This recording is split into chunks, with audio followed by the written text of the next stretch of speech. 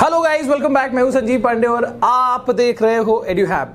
तो आज अपन क्या करने वाले, आज दबंग सीरीज के अंदर हमारा टर्म 1 का final chapter human I and colourful world करने वाले। ठीक है, तो जैसे कि आपको पता है इस साल 2021-22 के हिसाब से बात करें तो अपने को इसके अंदर, इस चैप्टर के अंदर ह्यूमन आई वाला जो पार्ट है ना, आई और डिफेक्ट वाला, वो नहीं है ना। तो we have all the colourful world वाला जो भी पार्ट है ना, scattering of light, dispersion, internal reflection, तो वो चीजें हम यहाँ पर कवर करने जा रहे हैं। इंपॉर्टेंट रीजंस है इसके अंदर। ठीक है, तो आइए शुरू करें और इसको खत्म भी करें।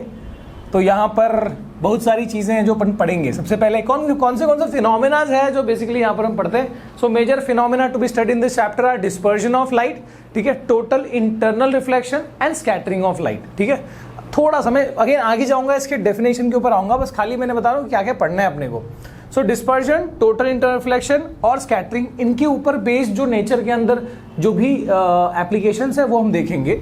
लेकिन पहले इसका मीनिंग समझते हुए पहले एक हल्का सा आइडिया ले लो कि क्या होता है डिस्पर्जन। इफ यू नो, या अगर आपने टारगेट 95+ या अगर आपने टेक्स्ट बुक पढ़ा हो तो अकॉर्डिंग टू दैट, अगर आपको पता हो कि भाई प्रिज्म के अंदर हम व्हाइट लाइट मारें तो भाई वो 7 रंगों में डिवाइड होता है। 7 रंगों के पैटर्न को हम स्पेक्ट्रम बोलते हैं क्या सर? यस सर, उसको स्पेक्ट्रम बोलते हैं।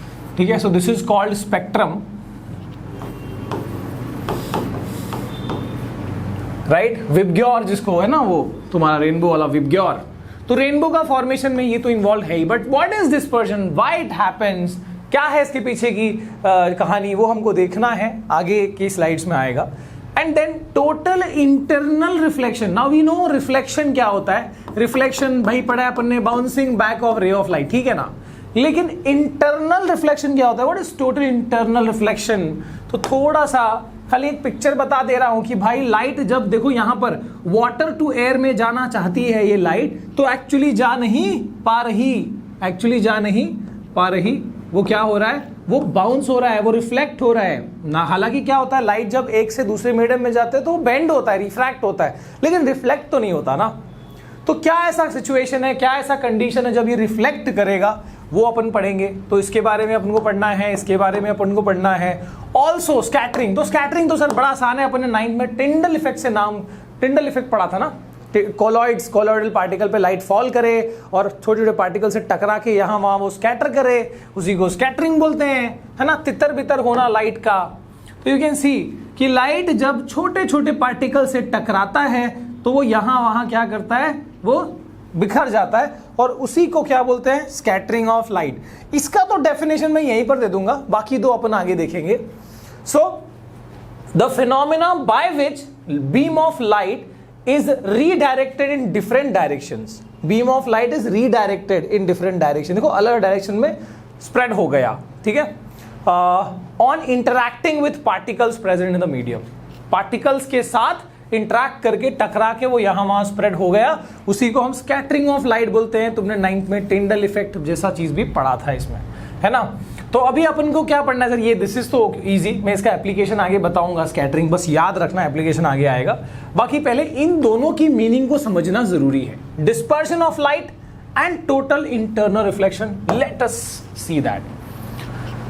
तो इसमें भी सबसे पहला तुमको क्या याद रखना है, क्या ध्यान रखना है, क्या नई बात है। So white light consist of 7 colour already. जो व्हाइट विजिबल लाइट होती है, जो सन से लाइट आ रही होती है, इट कंटेन्स 7 कलर, ठीक है। तो यहां पर तो सर 7 नहीं दिखाए, ठीक है, बट उसमें से काफी कलर्स तुमको दिखा दिए गए।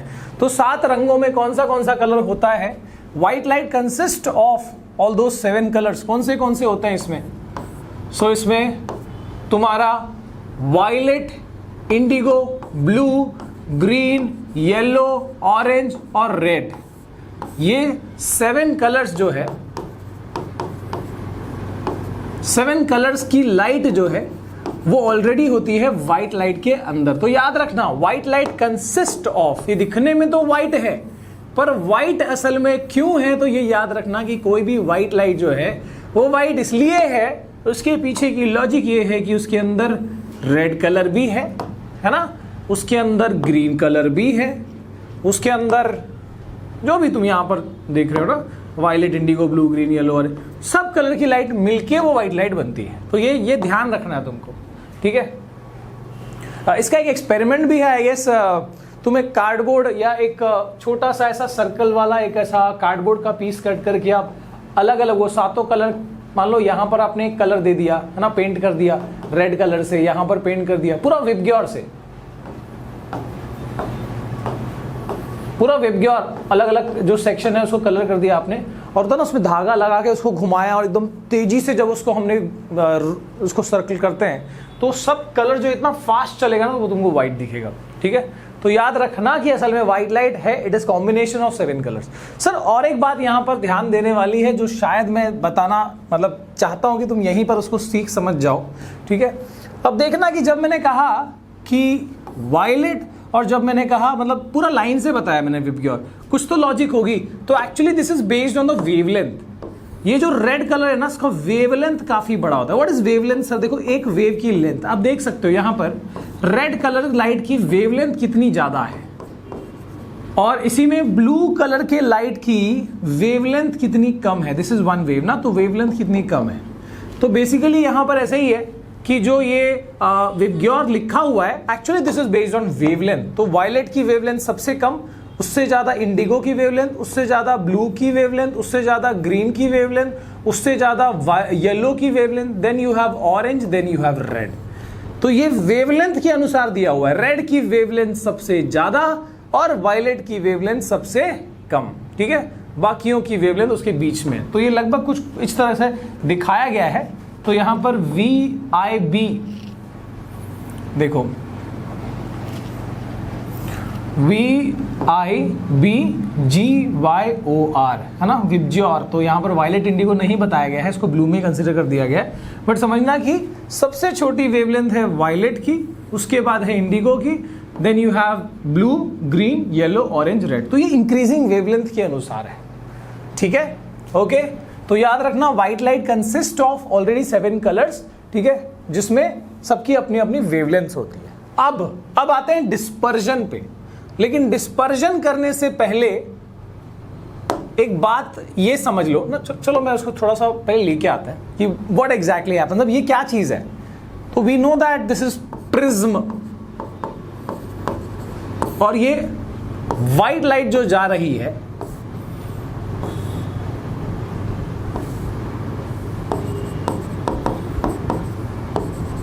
Because it contains 7 colour. अब प्रिज्म के पास वो एबिलिटी होती है कि वो 7 रंगों में उसको स्प्लिट कर देता है, 7 कलर का यहां पर स्पेक्ट्रम बना दे रहा है। ठीक है, तो और इस फेनोमिना को ही क्या बोलते हैं? This phenomena is called dispersion of light. ठीक है सर, किसको अगेन बताओ, वापस बताओ। So the phenomena in which white light gets splitted into this 7 colours, into its 7 component when it is incident on material like prism। अब मान लो कि sir glass slab में ऐसा क्यों नहीं होता? तो ग्लास स्लैब में मान लो व्हाइट लाइट जा रही है, ऐसे बेंड करके ऐसे निकल जाती है, ये इसमें प्रिज्म में हो रहा है। तो एक्चुअली वही ना, वो एंगल जो उसका शेप है वो रिस्पॉन्सिबल है। हर देखो अब यहां पर लॉजिक क्या है कि यहां पर सबसे ज्यादा और सबसे कम कौन बेंड हो रहा है अगर वो भी देखा जाए। सो वो वाला पैटर्न भी थोड़ा देख लो कि it is basically violet, indigo, blue, green, yellow, orange, red. तो सबसे जो ज्यादा बेंड हो रहा है वो है वायलेट कलर, और सबसे कम जो बेंड हो रहा है देख सकते हो सीधा लाइट ये हो सकता था ना, this is a straight path. अगर ये सीधा जाता तो ये होता, पर सीधा नहीं जा पा रहा है। तो देखो जो सबसे कम बेंड हो रहा है वो रेड कलर है, और जो सबसे ज्यादा बेंड हो रहा है दोस्तों वो कौन सा है? वायलेट कलर है। सबसे ज्यादा बेंड होने वाला वायलेट कलर है। ठीक है, तो अब देख लो रेड का मिनिमम बेंडिंग हो रहा है और वायलेट का जो है इसका मैक्सिमम बेंडिंग हो रहा है। एक सेकंड, सी दिस, वायलेट का सबसे ज्यादा बेंडिंग हो रहा है। एक मिनट ना, मैं इसको ऐसे दिखाऊंगा, ऐसा कैसा, see this. So basically white light का स्प्लिट होना, सर क्या प्रिज्म पे ही होगा क्या? नहीं, ऐसा शेप तो और भी हो सकता है सर, वाटर ड्रॉप का भी ये शेप हो सकता है। इसलिए तो you can see rainbows as well, कि भाई वो भी शेप तो वैसे ही है। तो प्रिज्म या प्रिज्म जैसे कोई भी मटेरियल पे लाइट जब फॉल होगा, कौन सा लाइट? White light. सर क्या होगा अगर खाली मैं रेड लाइट सेंड कर रहा हूं? खाली रेड लाइट सेंड करोगे तो रेड जैसा बेंड हो जाएगा बस, और कुछ स्प्लिट थोड़ी होगा, क्योंकि रेड लाइट इज मोनोक्रोमैटिक, एक सिंगल वेवलेंथ है वो। स्प्लिट कब होगा? जब लाइट के अंदर वो कंपोनेंट्स हैं सारे, है ना, तो हर कलर अपने अपने अनुसार बेंड होता है, अपने वेवलेंथ के अनुसार बेंड होता है। So this bending is depending on wavelength. ये जो लाइट की वो कितना बेंड करेगा, bending angle, it depends on what? Wavelength. और मैंने अभी बताया कि सबसे ज्यादा वेवलेंथ किसकी होती है? रेड की। और सबसे कम वेवलेंथ किसकी होती है? वेवलेंथ लैम्डा किसका होता है? वायलेट का। तो देखो, जिसका सबसे ज्यादा वेवलेंथ है वो सबसे कम बेंड हुआ, और जिसका सबसे कम वेवलेंथ है वो सबसे ज्यादा बेंड हुआ। सो इसका रिलेशन ऐसा है कि वेवलेंथ ज्यादा तो bending come, and vice versa.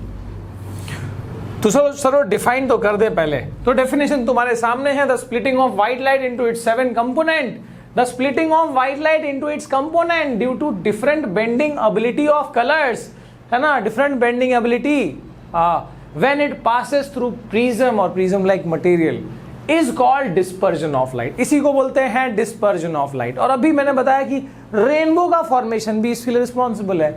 और अब अभी मैंने एक और बात बताई कि अगर इसी प्रिज्म पे suppose you take the same prism और इसके ऊपर तुम क्या करते हो, तुम व्हाइट लाइट नहीं सेंड करके कोई भी एक पर्टिकुलर लाइट सेंड करते हो, मान लो येलो कलर की लाइट सेंड करते हो, तो सर क्या ये 7 कलर में स्प्लिट होगा? बिल्कुल नहीं, सिर्फ रिफ्रैक्ट हो जाएगा, निकल जाएगा यहां से। Only refraction will take place. कब हो रहा है? जब व्हाइट लाइट यूज कर रहे हैं अपन, ठीक है। और ये क्यों हो रहा है? बिकॉज अलग अलग लाइट की अपनी अपनी वेवलेंथ है, जिसकी वेवलेंथ ज्यादा होगी उसमें बेंडिंग कम होगी, जिसकी वेवलेंथ जो है कम है उसमें बेंडिंग क्या होगा? ज्यादा होगा। सो it is all depending on that factor, ठीक है। हाँ ना बोल दो भाई फटाफट कमेंट करके। आगे देखते हैं। और एक बात सर, ग्लास, अगेन वही बात पे आते हैं कि ग्लास स्लैब में क्यों नहीं हो रहा? उसका शेप है, उसके शेप की वजह से हो रहा है। अगर तुमने ग्लास स्लैब को फोड़ दिया, यहां से कट कर दिया, तो शायद हो सकता है almost like a prism, in that case में हैपन, है ना, उस केस में हो सकता है कि वो स्प्लिट हो जाए। तो हाँ सर, इसका मतलब ये है कि अगर मैंने 2 प्रिज्म ले लिया, अगर एक प्रिज्म व्हाइट लाइट को क्या स्प्लिट कर रहा है अगर, तो मैं उल्टा एक और प्रिज्म ले लूं तो क्या नहीं वो रिकम्बाइन करेगा? बिल्कुल करेगा। It will be acting as a glass slab. इसको बोलते हैं Newton's double prism effect. Just check this, this is Newton's double prism effect. जहां पर क्या हो रखा है देखो, जहां पर यू आर टेकिंग 1 प्रिज्म, उसके ऊपर व्हाइट लाइट मारा, हालांकि ये ब्लैक दिख रहा है यहां पर बैकग्राउंड की वजह से, पर ये व्हाइट लाइट समझो, व्हाइट लाइट की बीम मारी, वो स्प्लिट हुआ 7 कलर्स में, है ना, वो जो पैटर्न था उसके हिसाब से।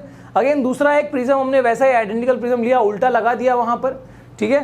तो क्या हो रहा है? लाइट वापस रिकम्बाइन हो रहा है और यहां से फिर से व्हाइट लाइट निकल रही, almost same as your glass lab.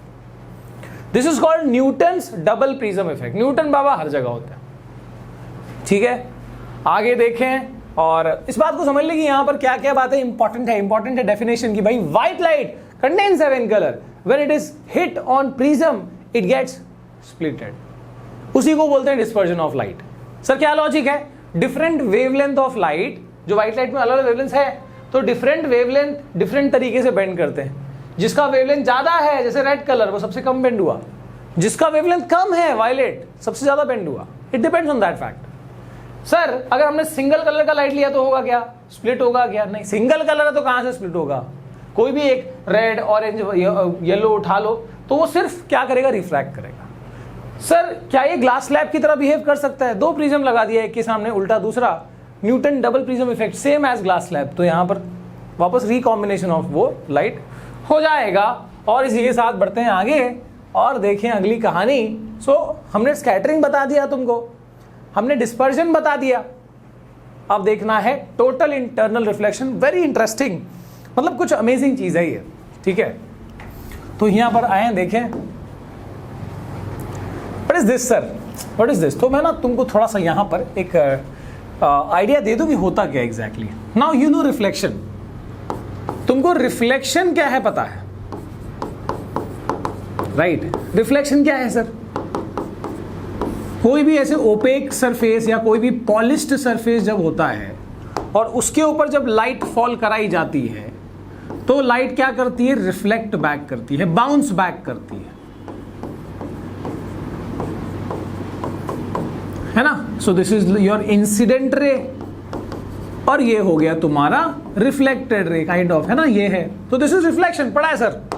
और एक चीज तुमने पढ़ी है रिफ्रैक्शन, है ना, रिफ्रैक्शन भी पढ़ा है तुमने इन द लाइट चैप्टर। तो रिफ्रैक्शन क्या है सर, जब भी लाइट एक मीडियम से दूसरी मीडियम में जाता है, जब भी लाइट एक मीडियम से दूसरी मीडियम में जाता है, उसके पास एक टेंडेंसी है कि वो क्या करता है, वो बेंड करता है उस मीडियम में। जैसे ही वो एंट्री मार रहा है वो बेंड करता है, और इसी बेंडिंग को हम क्या बोलते हैं, we call it as refraction of light. This is called refraction. Sir ये किस पे डिपेंड करता है? अरे ये डिपेंड करता है कितना बेंड करेगा, ये डिपेंड करेगा कि मीडियम्स की रिफ्रैक्टिव इंडाइसिस क्या है, रिफ्रैक्टिव इंडेक्स क्या है उनका। जैसे अगर ये एयर टू वाटर में जा रहा है तो थोड़ा कम बेंड करेगा, एयर टू ग्लास में जा रहा है थोड़ा ज्यादा बेंड करेगा, एयर टू डायमंड में जा रहा है और ज्यादा बेंड करेगा। सो इट डिपेंड्स कि भाई कितना बेंड करेगा, वो मीडियम के ऊपर डिपेंड करेगा कि उसकी ऑप्टिकल डेंसिटी क्या है, रिफ्रैक्टिव इंडेक्स, ऑप्टिकल डेंसिटी, है ना, ऑलमोस्ट सिमिलर टर्म्स।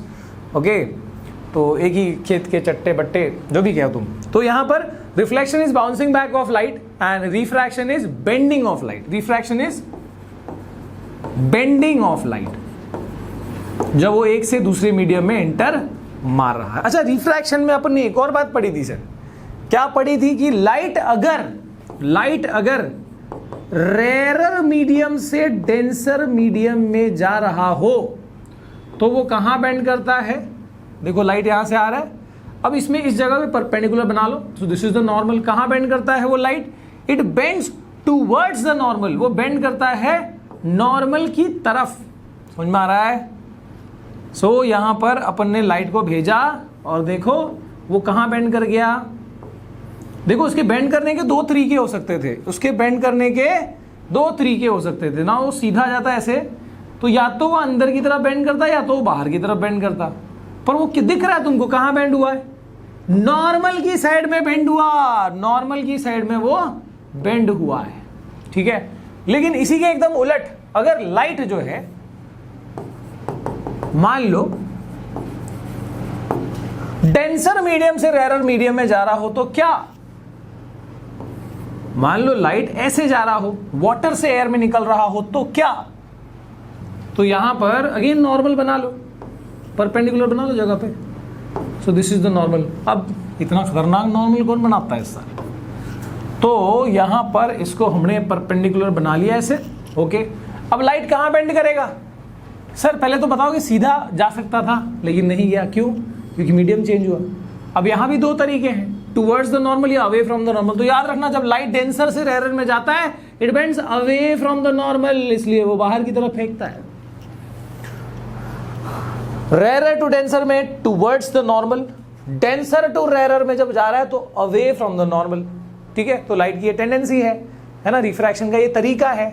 इसके लिए मैंने तुमको याद करने के लिए एक और बताया था वर्ड कि डेंसर से रेरर में जब जा रहा है तो अवे जा रहा है, बराबर। तो ये वर्ड याद रख लो, DAR, denser to rarer, it will be away from the normal, डर, राइट, ठीक है। तो अब हम देखते हैं कि सर ये तो ठीक है, ऑफ टॉपिक जा रहे हैं, पर इंटरनल रिफ्लेक्शन क्या है। Actually this is special case of, this is nothing but this is special case of refraction. Refraction, reflection नहीं, रिफ्रैक्शन में ही तुमको ये एक स्पेशल केस में देखने को मिलेगा। कौन से वाले केस में देखने को मिलेगा, तो देखना जब लाइट डेंसर से रेरर में जाती है।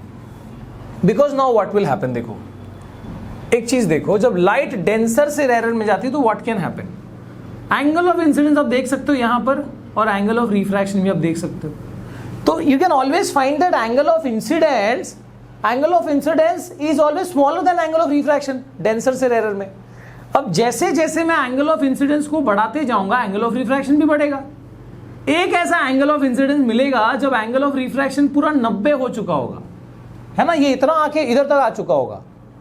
तो अगर इस वाले एंगल पे, if at this angle the angle of refraction becomes 90 degree, तो इससे ज्यादा वाले एंगल पे क्या होगा, यानी एक लेजर बीम को तुम यहां से मार रहे हो तो इधर से निकला, यहां से मार रहे हो तो इधर से निकला। अब जब तुमने उसको यहां से सेंड किया तो कहां से निकलेगा सर, ऐसा थोड़ी होएगा सर। लाइट अगर यहां से जा रहा है, क्योंकि ऑलरेडी 90 वाला चीज तो आ गया, मतलब इस वाले पे ये ऑलरेडी ऐसे चला गया, तो ये वाले एंगल पे लाइट जब यहां से भेजोगे तो कहां जाएगा, एक्चुअली वो बाउंस बैक करेगा, और यानी क्या करने लगा, वो रिफ्लेक्शन दिखाने लगा। ठीक है, इसी को इंटरनल रिफ्लेक्शन कहते हैं। आओ थोड़ा सा प्यार से समझें इसको। ठीक है, तो मैं पहले डेफिनेशन लिख दूंगा इसका। The phenomena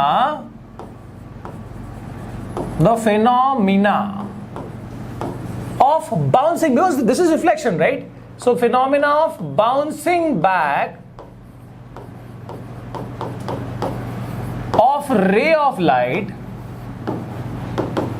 phenomena of bouncing back of ray of light when it tries to enter, क्योंकि enter तो कर नहीं पाया, वो तो bounce back हो गया। So when it tends to enter, थोड़ा अंग्रेजी लिखेंगे, tends to enter,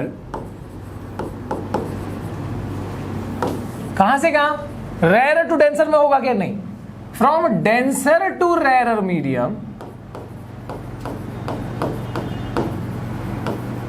है ना, इज कॉल्ड। लेकिन इसमें एक और कंडीशन है, देखो क्या। अब मान ही सकते हैं सर, मना लो। तो यहां पर you have suppose rare medium है ऊपर, और नीचे क्या है अपने पास, डेंसर मीडियम है। सही है सर। अब लाइट को अपन ने क्या किया, लाइट को अपन, this is the normal suppose, ये है नॉर्मल, ओके। और यहां पर क्या हो रहा है बच्चा, यहां पर लाइट जो है वो, सपोज हमने ये एंगल पे सेंड किया, एंगल ऑफ इंसिडेंस, तो ये ऐसे है ना, अवे फ्रॉम द नॉर्मल जा रहा है, ओके। अब हमने क्या किया, लाइट को थोड़ा सा और, है ना, मैं डिफरेंट कलर से रिप्रेजेंट करूंगा कि ताकि तुमको समझ आए। तो नाउ दिस इज, इस वाले एंगल ऑफ इंसिडेंस के लिए एंगल ऑफ रिफ्रैक्शन तुम्हारा ये रहा, suppose this is I1, this is R1, ठीक है, I1 के लिए R1। अब मैं लाइट को और ज्यादा एंगल पे सेंड कर रहा हूं, ठीक है। सो दिस इज योर I2, ये और ज्यादा बेंड हुआ, दिस इज योर R2। अब देखो कि इससे ज्यादा अगर एंगल ऑफ इंसिडेंस अगर हमने लिया, अगर इससे ज्यादा एक ऐसा एंगल ऑफ इंसिडेंस मुझे मिला, जब, so at this angle of incidence what I can see is the angle of refraction. बहुत देखो, लगभग लाइट यहां से निकल गया, so the angle of refraction is now कितना, 90 degree. You can just check that. एक ऐसा एंगल ऑफ इंसिडेंस मिला जब एंगल ऑफ रिफ्रैक्शन 90 डिग्री है, और अगर एंगल ऑफ रिफ्रैक्शन तुम्हारा 90 आ रहा है, तो उसका वाला करस्पॉन्डिंग जो एंगल ऑफ इंसिडेंस होगा, यानी ये वाला जो एंगल ऑफ इंसिडेंस है, this is called critical angle. क्या बोलते हैं इसको, क्रिटिकल एंगल, क्योंकि इससे ज्यादा तो अब ये रिफ्रैक्ट नहीं हो पा रहा, क्रिटिकल एंगल आ चुका है। लेकिन मैं फिर कह रहा हूं कि अगर इससे भी ज्यादा वाला अगर बेंडिंग अगर चाहिए होगा, तो ये इफ कलर से खत्म हो गया सर, ठीक है। अगर मैं यहां पर ले रहा हूं, अब if I am taking the angle of incidence even greater than the critical angle, critical angle से भी अगर मैंने ज्यादा एंगल ऑफ इंसिडेंस लिया, क्योंकि ऑलरेडी 90 तो आ चुका था, पर अब क्या होगा, अब लाइट इधर से इधर तक तो आया ना, अब अंदर आ जाएगा, सिंपल है, और अंदर आ गया। So basically now it is showing what, internal reflection. इसी को अपन क्या बोलते हैं, this is showing internal reflection. तो क्यों ना सर यहां से क्रिटिकल एंगल को भी डिफाइन कर ही ले, कर लो यार, क्या दिक्कत है। सो क्रिटिकल एंगल क्या है, क्रिटिकल एंगल क्या है सर, क्रिटिकल एंगल वो एंगल ऑफ इंसिडेंस है जिसका एंगल ऑफ रिफ्रैक्शन 90 होता है, ठीक है। It is that angle of incidence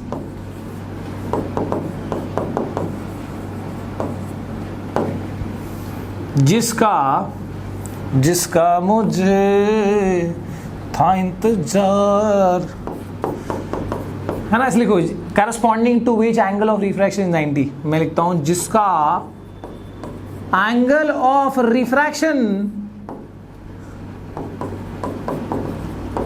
is 90 degree.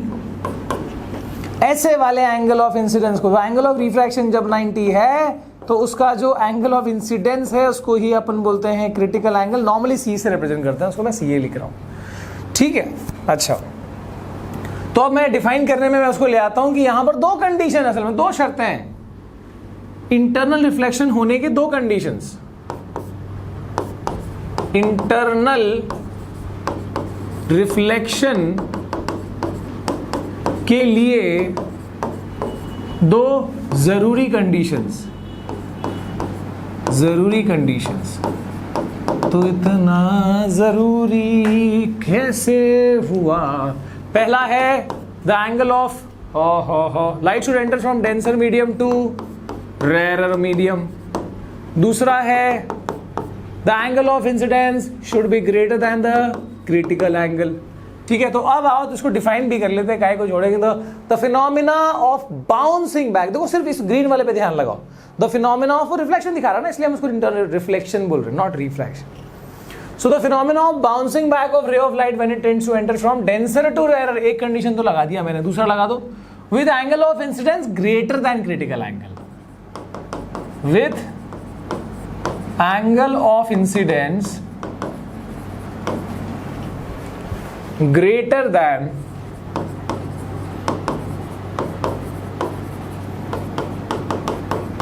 critical angle। ठीक है, एंगल ऑफ इंसिडेंस जो है क्रिटिकल एंगल से ज्यादा होगा तो ऐसे में जो एंगल ऑफ रिफ्रैक्शन तो इन दैट केस क्या होने वाला है, तुम्हारा इंटरनल रिफ्लेक्शन होने वाला है। I hope this part is clear. अब यहां पर मैंने तुमको स्कैटरिंग बता दिया, यहां पर अपन ने डिस्पर्जन ऑफ लाइट समझ लिया। अब आते हैं, this is also done, total internal reflection. अभी इन्हीं का ना एप्लीकेशन देखेंगे चैप्टर के अंदर, और कुछ नहीं है, रीजंस है, ठीक है, अलग अलग एप्लीकेशंस के जो रीजंस है वो समझेंगे हम। तो yes, now you can see, just check कि भाई क्या हुआ इंटरनल रिफ्लेक्शन के अंदर। एक सेकेंड, ओके, तो जस्ट चेक, नॉर्मल ड्रॉ करते जाओ, सब जगह मैं नॉर्मल ड्रॉ करता हूँ, परपेंडिकुलर बनाते जाओ, just check what happens. Angle of incidence बढ़ता जा रहा है, यहाँ पे इंक्रीज होता जा रहा है, लेकिन जैसे ही वो एक पॉइंट से ज्यादा, बिकॉज एक ऐसा पॉइंट आया जब ये 90 डिग्री हो गया, अगर उससे ज्यादा होगा तो क्या होने लगा, ये इंटरनल रिफ्लेक्शन दिखाने लगा। ठीक है, सो अपने को क्या करना, लाइट को डेंसर से रेयरर में भेजना है, और दूसरा काम क्या करना है, एंगल ऑफ इंसिडेंस को इतना ज्यादा कर देना है कि वो क्रिटिकल एंगल से ज्यादा हो जाए और वो इंटरनल रिफ्लेक्शन शो करने लगे, रिफ्रैक्शन को भूल जाए। ठीक है, अब यहां पर आते हैं एक, मतलब now we starting with the reasons. पहला है कि भैया ये प्यारे प्यारे रेनबोज जो है कैसे फॉर्म होते हैं। तो मैं यहाँ पर और एक बात बताऊंगा, देखो रेनबो दो दिख रहा है, दो शेड दिख रहे हैं, एक थोड़ा हल्का है, ये थोड़ा ब्राइट है, और कलर्स भी इन्वर्टेड, यहाँ ऊपर रेड है, इसमें नीचे रेड है, क्या ये कुछ त्रुटि है? बट अपने को जो पढ़ना है पहले वो बता दूं, ठीक है, डोंट गेट कंफ्यूज। रेनबो कैसे फॉर्म होता है, बस ये ऐसे फॉर्म होता है सर, खत्म। तो एक्चुअली प्रिज्म की कहानी याद कर लो, तो प्रिज्म में क्या होता था, डिस्पर्जन ऑफ लाइट होता था, बराबर ना, मतलब उस पर क्या हुआ, व्हाइट लाइट फॉल हुई, और ये जो व्हाइट लाइट है, क्योंकि उसके अंदर ऑलरेडी 7 कलर्स होते हैं, it gets what, it gets splitted. कैसा सर, ऐसा, जितने भी कलर है उसके अंदर वो सब क्या हो जाएंगे, ऐसा स्प्लिट करेंगे, डिस्पर्जन ऑफ लाइट होता है। तो रेनबो में सर वही होता है, देखो यहाँ पर कि ये सूरज से किरणें आ रही हैं, तो ये हो गया तुम्हारा सुन साहिबा सुन, ठीक है, यहां से लाइट आ रही है, पानी की बूंदों पे, इतनी बड़ी बूंद ऐसे हर ड्रॉप पे हो रही होगी, तो पानी की बूंदों पे वो फॉल हो रही है, it is getting splitted into your 7 colours, ठीक है, because it already contain 7 colours. ठीक है, तो यहां पर ये क्या हो रहा है, क्या हुआ एग्जैक्टली इधर, हैं जी, क्या हुआ इधर हुआ डिस्पर्जन ऑफ लाइट। ठीक है, अच्छा सर, ठीक है, डिस्पर्जन हुआ, पर सर एक और चीज देखने को मिल रही है कि लाइट जो है, यहां पर लाइट बाहर निकल जाता है यार, एक से वाटर से एयर में क्यों नहीं निकल सकता? तो सर रेनबो रोज थोड़ी बनता है, एक सिंपल सी बात समझो कि हर जगह पे क्या हो रहा है कि लाइट जो है वो रिफ्रैक्ट ना करके वो इंटरनल रिफ्लेक्शन दिखा रही है। कारण कारण क्या है sir? Because the angle of incidence this time has become greater than the critical angle, और इसलिए वो रिफ्रैक्ट करने, नहीं तो रोज रोज रेनबो बनता ना। क्यों बनता है स्पेशल डेज पे? क्योंकि जब ये सूरज की लाइट ऐसे एंगल पे पानी के ड्रॉप से टकरा रही है, जब ये तो हुआ ही, साथ में इंटरनल रिफ्लेक्शन भी हुआ, और इसकी वजह से जो भी 7 कलर स्प्लिट हुए थे वो अंदर बूंद के अंदर से ही internal reflection, total internal reflection कर तो ये पहला फिनोमेना, ये दूसरा फिनोमेना हुआ, और यहाँ पर ये बाउंस करके आ रही है, यहाँ से रिफ्रैक्ट भी हुआ, you can just see normal refraction भी हुआ है, हालांकि वो भी रिफ्रैक्शन का ही फिनोमेना है, बट रिफ्रैक्शन भी हुआ है तीसरा, ठीक है। एंड इसके बाद तुम्हारे पास जो देखने वालों ने क्या क्या नहीं देखा होगा, ठीक है। तो यहाँ पर what you can see is your, sir ये क्या है? ये आंखें हैं भाई, आंखें क्या कहती हैं तेरी आंखें? ओके सो ये रेड, ये violet, indigo, blue, green, yellow, orange, red, और दिख रहा है प्यारा प्यारा रेनबो, ठीक है। तो ये रेनबो के अंदर डिस्पर्शन भी होता है, इंटरनल रिफ्लेक्शन भी होता है, रिफ्रैक्शन भी होता है। पर मैंने एक चीज़ बताई कि क्या है कि सर रेनबो में ये ऊपर थोड़ा डिफरेंट पैटर्न उल्टा है, ऐसा कैसा होता है? तो एक्चुअली क्या है ना, पहले तो आप देख लो एक बात और, कि रेनबो फॉर्मेशन की सबसे जरूरी कंडीशन क्या है कि सन ये तुम्हारे पीछे है, बारिश की बूंदें ये तुम्हारे आगे, तो लाइट ऐसे जा रही है, पानी से टकरा रही है और तुमको दिखाई दे रही है, जैसा हमने अभी जस्ट, सो रेनबो फॉर्म हो रहा है। इसके बाद सर 2 टाइप का क्यों दिख रहा था वो? भाई 2 टाइप की रेनबो होती है, एक में क्या होता है, इंटरनल रिफ्लेक्शन एक ही बार होता है और तुमको वो दिख रहा होता है, जिसमें रेड ऊपर होता है और वायलेट नीचे, so that is primary rainbow. उसमें ऊपर की तरफ जो होता है, जो फेंट रहता है, दैट इज सेकेंडरी, जहां पर 2 बार इंटरनल रिफ्लेक्शन होता है। देखो लाइट ऐसे गई, इधर टकराई, इधर, और फिर ऐसे आई, दैट इज सेकेंडरी रेनबो। दोनों की एंगल्स डिफरेंट होती है हमारी आंखों की, ठीक है। तो ये कुछ कहानी है रेनबो की। और अब आते हैं अपने प्यारे प्यारे सवालों के ऊपर और ज्यादा। Why sky appear blue? Sky blue काहे दिखता है? Blue colour, blue light is scattered more than other colours because it has shorter wavelength. अभी अपन ने बताया, या अभी तुमको मैंने 7 रंगों की कहानी बताई है कि जो ब्लू होता है, ब्लू की वेवलेंथ छोटी होती है, और जो रेड कलर होता है, रेड की वेवलेंथ बड़ी होती है, ठीक है। तो जब एटमॉस्फेयर के पार्टिकल्स जो होते हैं, मान लो ये क्या है, हमारे धरती के ऊपर जो भी हवा है, जो भी वायुमंडल है, ठीक है, हमारा जो एटमॉस्फेयर है, उसके जो पार्टिकल्स हैं,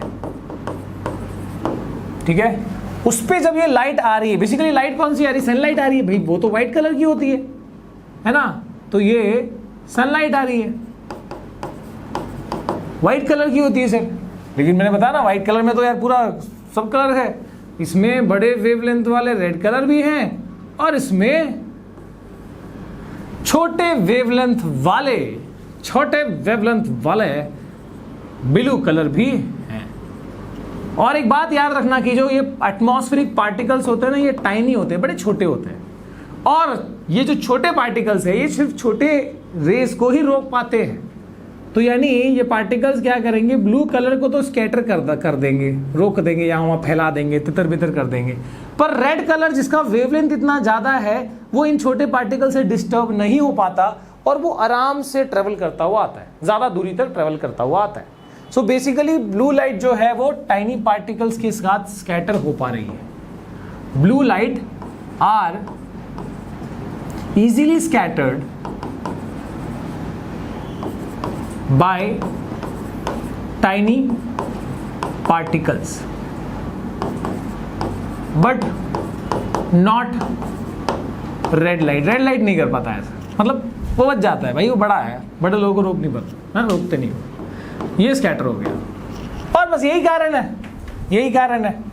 कि क्या हो रहा है कि जब सन का लाइट आ रहा है हमारे अर्थ की एटमॉस्फेयर, ये एटमॉस्फेयर है, अर्थ है हमारा, तो ये पूरा ही होगा वैसे, ठीक है, थोड़ा सा ऐसा। तो क्या हो रहा है कि जो रेड कलर है, जो बड़ी वेवलेंथ है, सर ब्लू और रेड ही क्यों बता रहे हो, और भी है ना, वायलेट, इंडिगो, ब्लू। तो देखो आपको एक बात बता दूं, VIBGYOR, तो ये लगभग ये कैटेगरी जो है ना इधर वाली, ये बड़े वेवलेंथ वाले में आती है, ठीक है। और जो ये कैटेगरी सब ब्लू में आती है, वायलेट, इंडिगो, ब्लू, ये सब ब्लू कैटेगरी में, सब छोटे वेवलेंथ वाले में, ठीक है। तो मैं इसको प्रोनाउंस कर रहा हूँ एज रेड, जिसमें ऑरेंज येलो भी आ रहा है, मैं इसको प्रोनाउंस कर रहा हूँ एज ब्लू, ये सब शॉर्टर वाले आ गए। तो ये वाले स्कैटर होते हैं, ये नहीं होते, इस वजह से जो बड़े वेवलेंथ है वो आराम से हम तक पहुंच पा रहे हैं, जो छोटे वेवलेंथ ब्लू कलर है वो आसमान में ही इधर उधर स्कैटर हो गए, पूरे आसमान में तितर बितर होके दिख रहा है। देखो यहाँ पर पूरे आसमान में जो कलर है, एक मिनट मैं इसको हटाऊं, you can see that the blue colour scattered in the sky, and इस वजह से जो तुम्हारा आसमान है वो क्या दिख रहा है, वो ब्लू कलर का दिखता है। सर अगर हम मान लो कि हम मून पे गए तो मून पर भी, मून से भी स्काई जो है ब्लू दिख रहा होगा क्या? नहीं, क्योंकि मून पे एटमॉस्फेयर नहीं है, तो स्कैटरिंग नाम की चीज नहीं होगी, तो डार्क दिखेगा पूरा। एस्ट्रोनॉट्स को भी the sky will be looking dark, ठीक है। ओके ग्रेट, अब देखते हैं आगे और बढ़ते हैं अगले वाले सवाल में। Why do sun appear more reddish during sunrise sunset?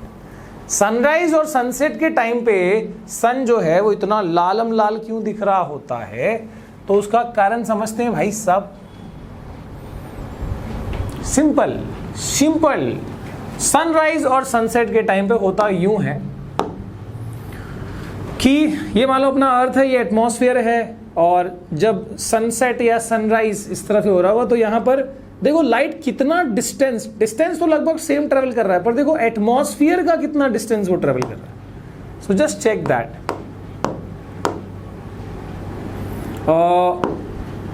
इधर पे इतना एटमॉस्फेयर का डिस्टेंस ट्रेवल कर रहा है वो, और इधर जब ओवरहेड सन है दोपहर के 12 बजे के आसपास है ना, दोपहर के टाइम पे, तो वो इतना ही डिस्टेंस एटमॉस्फेयर का वो ट्रेवल कर रहा है। अब सिंपल बात है कि ये जो स्कैटरिंग है, स्कैटरिंग मतलब लाइट का स्प्रेड होना।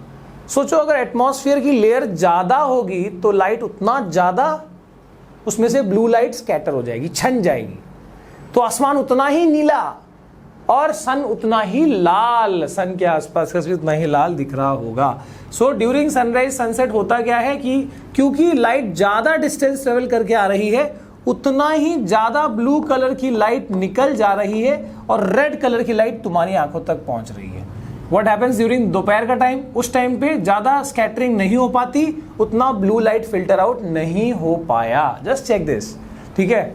सो दिस इज ड्यूरिंग दोपहर का टाइम, पूरा व्हाइट कलर आ रहा है जिसमें रेड भी है ब्लू भी है, ठीक है। इसमें इतना स्कैटरिंग नहीं हो पाया क्योंकि कम डिस्टेंस ट्रेवल करके आ रहा है लाइट। किसका डिस्टेंस? एटमॉस्फेयर का, बाहर का जो भी है उसे मतलब नहीं है। यहाँ पर देखो जब सनराइज सनसेट की टाइम है उस टाइम पे लाइट ज़्यादा डिस्टेंस एटमॉस्फेयर का पार करते हुए तुम तक पहुँच रही है, इसकी वजह से ब्लू लाइट उतना ज़्यादा छन जाता है, उतना ज़्यादा पार्टिकल से वो इंटरेक्ट कर रहा है ना, उतना कोलाइड करके बाहर निकल जा रहा है, उतना स्कैटर होके, तो ब्लू लाइट उतनी निकल गई और तुम तक, तुम्हारी आंखों तक रेड कलर पहुंचा, सन अपीयर्स रेड, ठीक है। As simple as that sir. आगे देखें, और why danger signals are usually represented by red colour? कोई भी वार्निंग का सिग्नल हो, डेंजर का सिग्नल हो, या तुम्हारे गाड़ियों के पीछे जो ब्रेक लाइट्स होती है, जो मतलब नॉर्मली ट्रैफिक लगा या कुछ फॉग है, ऐसे टाइम पे क्या होता है, वो लाइट का इस्तेमाल बहुत ज्यादा है भाई, फॉग है उस टाइम पे तो आगे की गाड़ी दिखेगी नहीं, तो ये पीछे का जो ब्रेक लाइट है, कितना भी लग्जरियस गाड़ी हो वो रेड कलर ही होता है। आगे का लाइट भले कुछ भी कर दे पर पीछे का लाइट रेड कलर। क्या कारण है? ठीक है, कारण ये है कि भाई रेड कलर में कुछ तो ऐसा खास है कि भाई उसको यूज किया जाता है ताकि लोगों की आंखें उसको पकड़ पाए दूर से भी। तो आप ये समझना कि रेड कलर ज्यादा डिस्टेंस ट्रेवल कर पाता है। कारण क्या है कि सपोज अगर ये वाला चीज ब्लू कलर में बना होता, यही सेम चीज डेंजर, यही खोपड़ी, ठीक है, यही हड्डी है, ब्लू कलर में बनी होती, तो क्या होता? अरे शॉर्टर वेवलेंथ है यार, पार्टिकल से टकराएगा यार, और क्या हो जाएगा?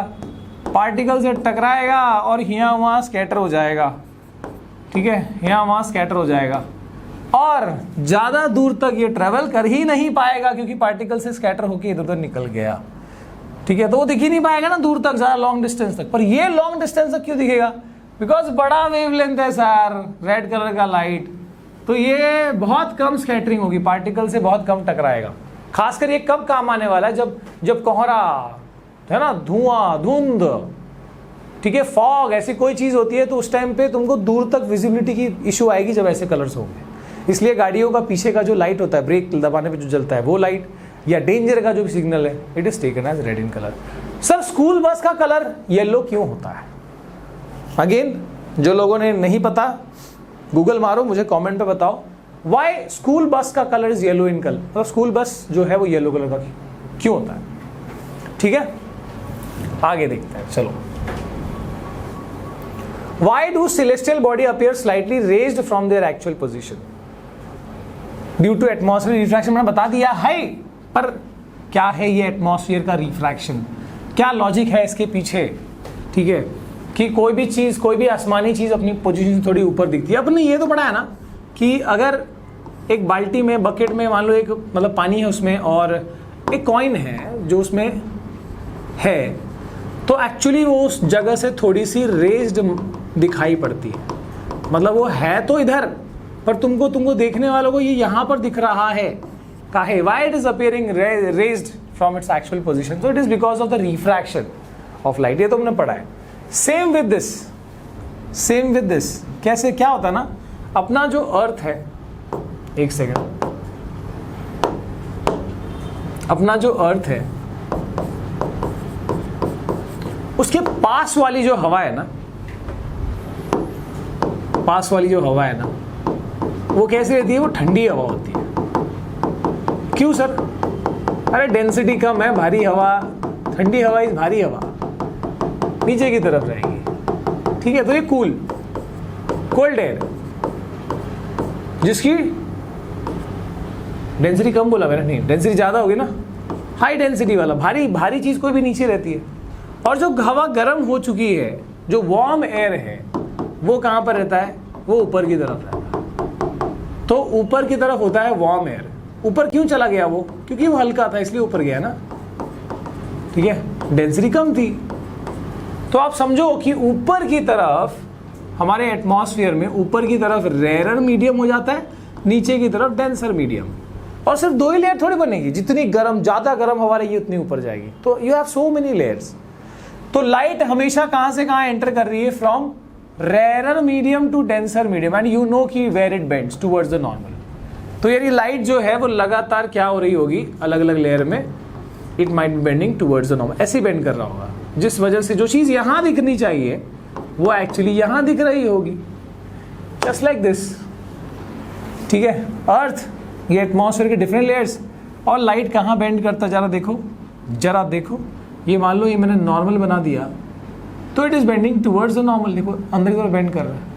और उसकी एक्चुअल पोजीशन ये है, पर वो कहाँ दिख रहा है, कहाँ दिखाई पड़ रहा है? यहाँ पर। तो this is the apparent position. तो जहां पर वो है उससे थोड़ा ऊपर दिख रहा है। सिर्फ स्टार ही थोड़ी ऐसा होगा, कोई भी आसमान की चीज, कोई प्लैनेट हो, सन हो, हर चीज जो है वो अपनी एक्चुअल पोजीशन थोड़ी सी ऊपर दिखाई पड़ रही होगी, बिकॉज ऑफ एटमॉस्फेयर का ये कहानी। ठीक है, ऊपर क्या होता है? ऊपर रहता है रेयरर मीडियम, और जितना नीचे जाओगे उतना क्या है? Denser medium. So light is constantly entering from rarer to denser, hence it is bending towards the normal. वो अपनी ट्रू पोजीशन से थोड़ी सी ऊपर दिखाई पड़ रही। सो this is the actual position, this is appear position. अब ये जो मैं दिखाना चाहता हूं ना, ये कुछ और है एक्चुअली। ये सन है सर, और ये होराइजन, होराइजन को हिंदी में क्या बोलते हैं अपन? क्षितिज। तो क्षितिज रेखा कौन सी होती है? जहां तक तुम्हारी आंखें स्काई देख सकती है, आसमान। मान लो तुम ऊपर बाहर हो, टेरेस पे हो, तुम आसमान देख पा रहे हो, और एकदम ऐसे होते हुए जाओ और आसमान को देखते जाओ, इधर इधर इधर। फिर एक पॉइंट पे आसमान खत्म हो जाएगा, धरती या समुद्र कुछ ऐसे दिख रहा होगा। सपोज फॉर एग्जाम्पल तुम एक एकदम खाली खेत खलिहान के में हो, एकदम फ्लैट लैंड पे हो, और उस फ्लैट लैंड पे अगर तुम आसमान देख रहे हो और फिर धीरे धीरे करके आप नीचे की तरफ देखते जा रहे हो, तो एक ऐसा पॉइंट आएगा ना जहां पे आसमान खत्म हो गया, स्काई खत्म हो गया और लैंड शुरू हो गया। तो वो जो लाइन है ना, वो जो हॉरिजॉन्टल लाइन है ना, उसी को हॉरिजन बोलते हैं। ठीक है, वेयर दैट आसमान एंड दैट धरती, अगर तुम समुद्र किनारे हो तो आसमान या और पानी जहां मिल रही है, तो वो जो रेखा है that is horizon.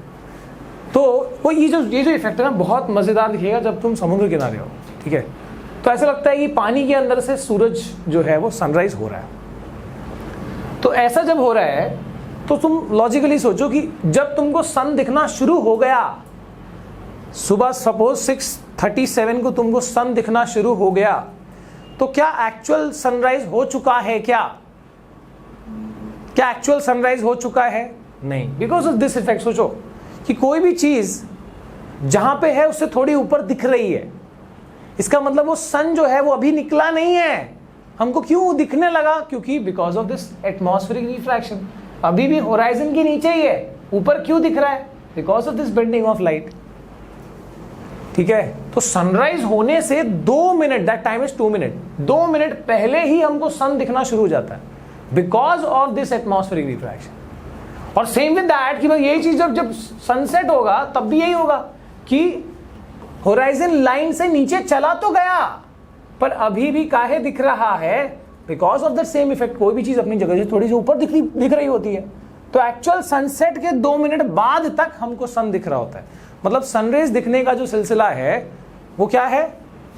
2 minute advance में ही सनराइज हो गया और 2 मिनट डिले, मतलब सनसेट होने के बाद भी 2 मिनट तक हमको दिख रहा था। Advance sunrise and delayed sunset, मतलब 2 मिनट पहले दिखा, यानी 2 मिनट पहले ज्यादा हमको सनराइज, यहाँ सन का रेज मिला और यहाँ भी 2 मिनट ज्यादा मिला। तो एक्चुअली हमको 4 मिनट ज्यादा सनरेज मिल रहा होता है। 2 minute early sunrise, 2 minute delayed sunset. What is the reason? क्योंकि सनराइज हुआ नहीं है पर फिर भी क्यों दिख रहा है? Because of atmospheric refraction. Sunset हो चुका है पर फिर भी क्यों दिख रहा है? Because of atmospheric refraction. एक छोटा सा पिक्चर दिखाऊंगा यहाँ पर, get to know that what is the reason behind 2 minute early sunrise, 2 minute delayed sunset. So it is because of sunrise. देखो इसमें यहाँ पर दिखा सनराइज, ये होराइजन से ऊपर आएगा तो दिखता, पर एक्चुअली वो पहले क्यों दिख रहा है? बिकॉज लाइट बेंड करके आ रही है हम तक, तो वी आर फीलिंग कि सनराइज हो चुका है पर एक्चुअली सनराइज नहीं हुआ था। 2 मिनट पहले से दिख रहा था हमको सन, ठीक है। सनसेट होने के बाद भी सन क्यों दिख रहा है? बिकॉज कि भाई लाइट बेंड होके आती है इसलिए ऊपर दिख रहा है। ओके, उसका मैंने वर्ड मीनिंग, जब तुमको आंसर लिखना है तो कैसे लिखोगे? So it is because of atmospheric refraction when sun is slightly below the horizon, the light coming from it travels from dense less dense to more dense air and it is refracted downwards. है ना, देख सकते हो अपने हिसाब से text book में दिया हुआ। अच्छा, एक बहुत जबरदस्त एक और रीजनिंग यहाँ पर दिया हुआ है कि why do stars twinkle. Stars जो है वो ऐसे ब्लिंक क्यों करते हैं, टिमटिमाते क्यों हैं, है ना? तो क्यों करते हैं ट्विंकल, देखना पड़ेगा। तो यार देखते हैं, चलो यहाँ पर देखो। अब होता यूं है, मैंने बताया कि एटमॉस्फेयर का डिफरेंट लेयर्स है यार। तो स्टार जहां पर है उससे वो थोड़ा बेंड जो है दिख रहा है, मतलब एक्चुअली वो यहां दिख रहा है, ठीक है ना सर? फिर ट्विंकल क्यों करता है? अब तुम ये बताओ कि क्या ये जो लेयर है एटमॉस्फेयर का, क्या ये कांच का लेयर है कि वो जैसा है वैसे ही स्टिल रहेगा? नहीं, है ना? अरे हवा कभी गर्म ठंडी हवा ये मूव कर रही है ना, ये मीडियम मूव कर रहा है, तो उसकी रिफ्रैक्टिव इंडेक्स कहां से फिक्स हो जाएगी? इट इज कॉन्स्टेंटली चेंजिंग, हवा गर्म ठंडा, टेम्परेचर चेंजेस हो रहे हैं। तो वो क्या हो रहा है कि कभी वो ज्यादा बेंड हो रहा है, जब रिफ्रैक्टिव इंडेक्स का जो बहुत ज्यादा होगा तो ज्यादा बेंड हो रहा है, जब रिफ्रैक्टिव इंडेक्स कम हो गया तो कम बेंड हो रहा है, और ये लगातार तेजी से हो रहा होता है चेंज। तो इसलिए क्या होगा, लाइट कभी ज्यादा बेंड हुई कभी कम बेंड हुई, इसलिए वो एकदम तितर बितर होते होते एक ही, देखो स्टार जो है ना हालांकि बहुत बड़ा है, उसकी खुद की सोर्स होती है लाइट की, बहुत ब्राइट होता है, पर फिर भी हमको छोटा सा अगरबत्ती के टिप की तरह क्यों दिख रहा होता है? बिकॉज कि वो बहुत दूर होता है। So star appear as point source of light, it appears as point source of light. Why? Because it is far away. तो एक पॉइंट सोर्स ऑफ लाइट, एक छोटा सा लाइट का बिंदु, तो उधर से लाइट कैसा आ रहा है? एक रे की तरह, सिंगल रे आ रहा है। अब वो सिंगल रे इतने मूव करते हुए हवा में, जिसकी रिफ्रैक्टिव इंडेक्स बदलती जा रही है लगातार, इसमें क्या होगा, सिंगल रे वो ऐसे बेंड कर रहा है कभी ऐसे बेंड कर रहा है। इतना बेंड होने के चक्कर में हमारी आंखों को वो ट्विंकलिंग इफेक्ट देता है, कभी ब्राइट हो गया एकदम अच्छे से दिखने लगा, कभी नहीं दिख रहा है। सो वो ट्विंकलिंग इफेक्ट हमको दिख रहा होता है, वो ब्लिंकिंग इफेक्ट दिख रहा होता है, ठीक है? इट्स ऑलमोस्ट लाइक दिस कि why do star twinkle? The Earth's atmosphere is moving pocket of cold and warm air. तो कभी ऐसे बेंड हुआ, कभी ऐसे बेंड हुआ, और इस वजह से वो कभी आंखों में दिख रहा है, कभी ओझल हो गया आंखों से, इसलिए it produces that twinkling effect. ठीक है, तो कुछ ऐसा है। अच्छा, इसमें भी होता है कि कुछ स्टार जो है वो इतने ट्विंकल नहीं कर रहे, काफ़ी ब्राइट दिख रहे हैं। भाई वो पास का है ना, तो जो नज़दीक वाला है वो कम डिस्टेंस ट्रेवल करके आ रहा है, कम डिस्टेंस ट्रेवल करके आ रहा है। जैसे अभी अपने वो देखा था दोपहर के टाइम, तो एकदम जो ओवरहेड स्टार्स है उसमें ज़्यादा ट्विंकलिंग इफेक्ट ओवरहेड वाले में कम ही दिखेगा, साइड वाले में ज़्यादा दिखेगा, बिकॉज वहाँ पर एटमॉस्फेरिक रिफ्रैक्शन का इफेक्ट कम है और इस वजह से रेज में ज़्यादा बेंडिंग नहीं है। इसमें क्या है, लगातार इधर उधर फ्लिकरिंग हो रही है।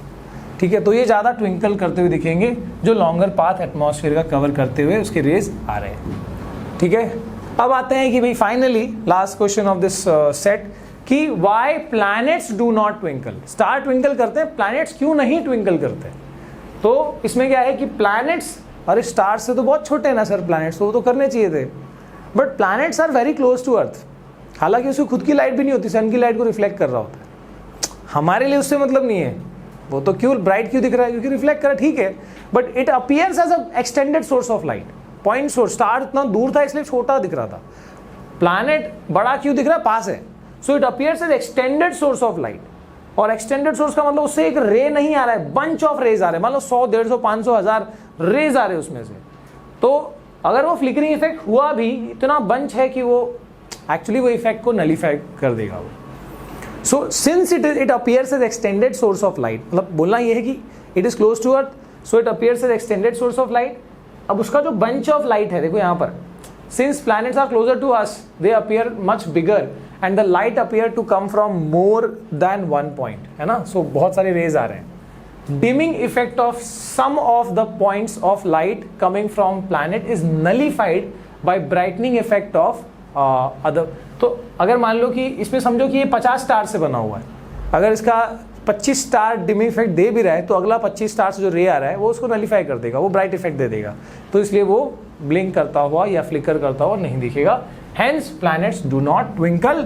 और इसी के साथ जो है हमारा ये चैप्टर होता है समाप्त। इसमें बहुत सारे रीजंस बनाए जा सकते हैं, क्वेश्चंस बहुत ट्रिकी आ सकते हैं, तो आपको तैयारी करनी है, ठीक है, उसी तरीके से। And yes, thank you for watching. और मेरे ख्याल से टर्म 1 जो है वो अपन का दबंग में हो चुका है। अब वो ट्रिकी क्वेश्चंस का जो सीरीज है वो चल रहा है, जाके देखो, 2 वीडियोस बन चुके हैं ऑलरेडी और आते रहेंगे। Thank you watching guys, see you next time, bye bye.